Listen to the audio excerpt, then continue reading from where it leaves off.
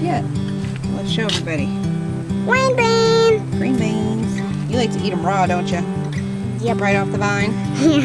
You see more in there? Look at those. I don't see them. Wow. Yeah. What do you think is going to be ready first? This one or this one? Which one? This one. All right. Is that your guess? Yes. All right. Because see how this one's a little bit shorter? Yep. This one's longer. So you're estimating that that one will be sooner? Yes. Okay.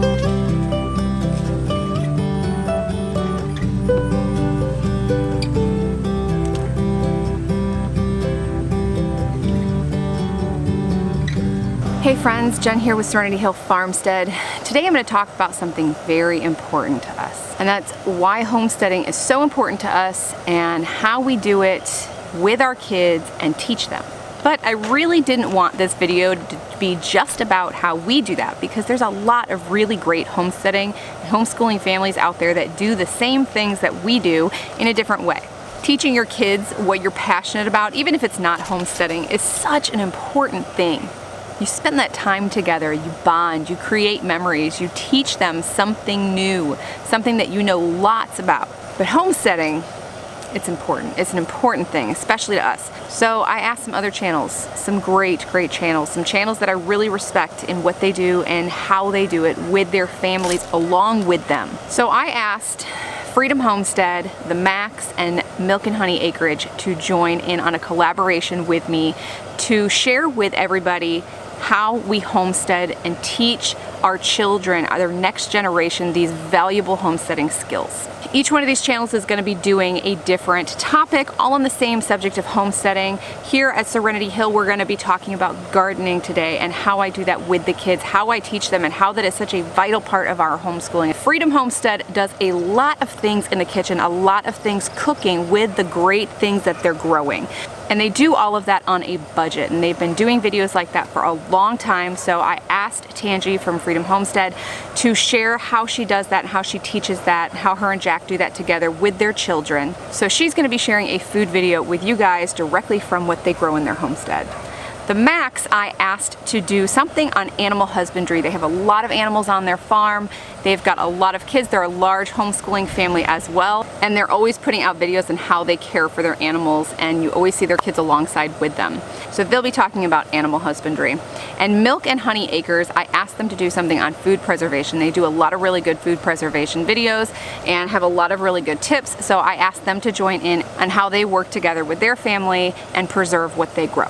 So I will have links for all of those wonderful channels down in the description box, so make sure you check out the rest of those videos on homesteading with children, teaching our next generation, after you watch this one.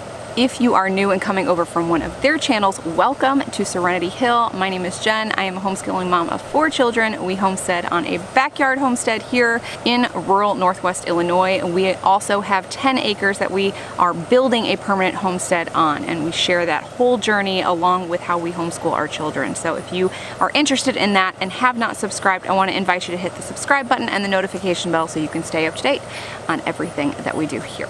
So why homesteading? Well, it's what we do. It teaches all the wonderful traits that you want your children to learn about. It teaches about the fruit of the Spirit: love, joy, peace, patience, kindness, goodness, gentleness, and self-control. Those are all things that we can teach very easily in many different ways from homesteading. Along with that, it teaches a respect, a good, healthy respect, and a basic respect for life. Just of the things that we've done here on our homestead, we've raised quail for eggs. We have used them for meat.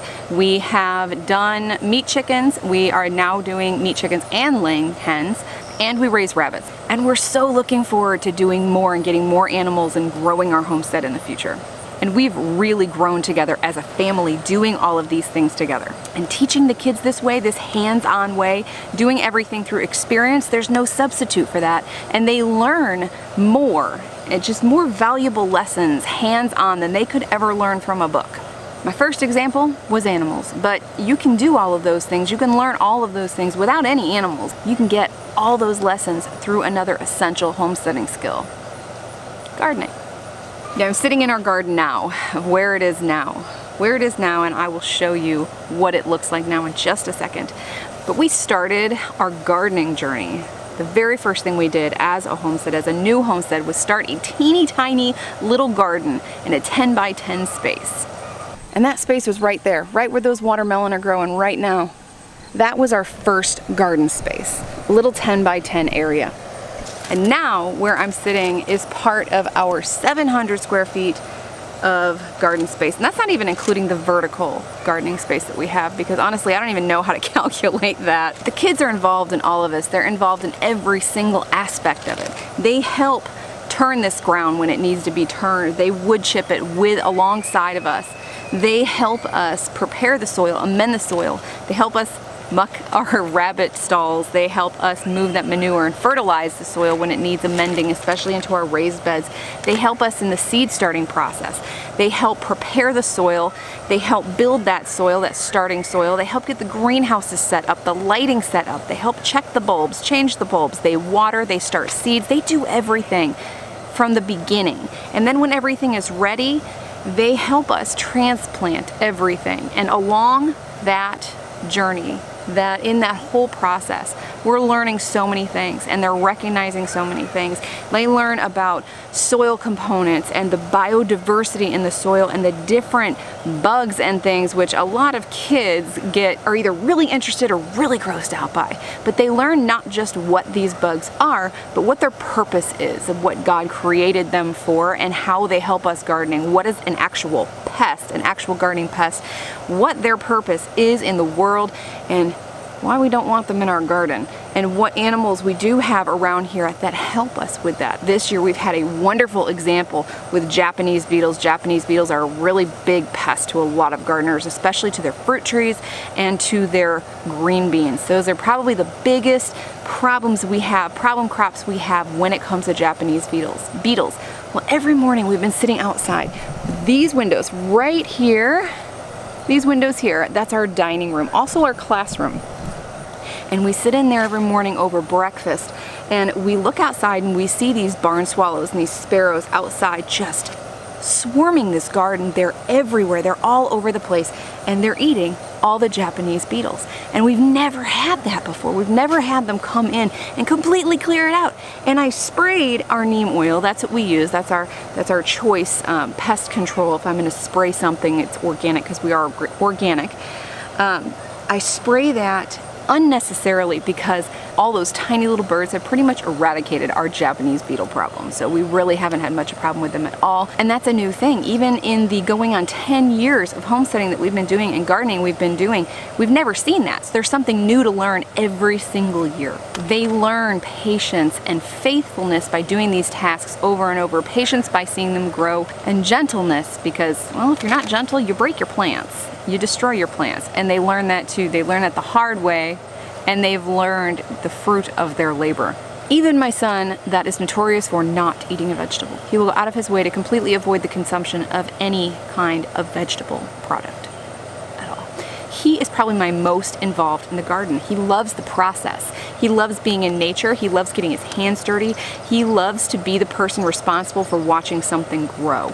He loves the process, even if he doesn't eat the food. Because one day he will. He will. I have not lost faith. He will.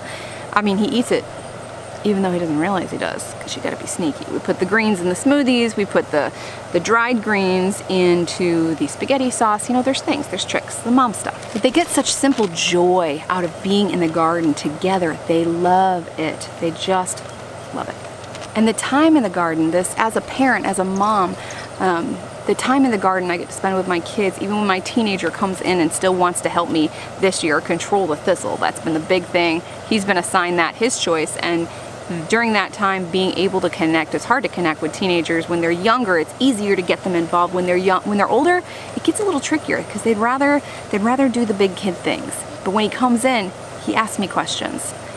He points things out. Oh, I noticed this. We haven't had that problem before. How do we take care of this? He still asks me the question. You know, the desire for knowledge is still there because I've done this with him for so many years. And we're always growing. We're always changing our homestead. So even the new things, he still has that thirst for knowledge. He still wants to be involved. He still wants to be part of the process. In 2011, we started our homesteading journey out of need. The economy crashed, and with it took a good chunk of my husband's commission-only salary. So we started gardening purely so we could eat. As time went on and we recovered financially, we continued to garden and expand our gardening, add some animals, add some more, expand more gardening, and we just have not stopped since. But now it's for a different reason. Now we don't do it out of necessity, we do it out of desire. We do it out of a desire to be healthier. And we thought, what better way to do that than starting with what we eat? So let's talk a little bit more about how we homeschool and do this. Now, obviously, we get some life science lessons happening here.